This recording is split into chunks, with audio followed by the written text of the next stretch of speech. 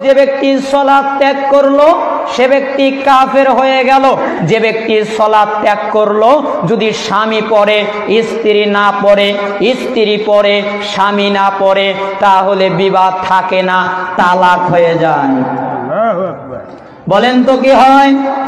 স্বামী সালাত পড়ে স্ত্রী পড়ে না, স্ত্রী পড়ে স্বামী পড়ে না, এরকম যদি হয় তাহলে বিবাদ তালাক হয়ে যায়। আমার বাপকে বলেছিলাম, আব্বা আপনি কেন সালাত পড়েন না? আব্বা আপনি কেন সালাত পড়েন না?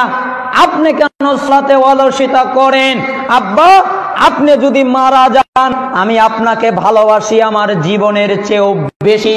আব্বা আমি আপনাকে অনেক ভালোবাসি, আজকে যদি মারা যান আর যদি জানাজার সময় হয় আমি বাসার পালিয়ে যাব।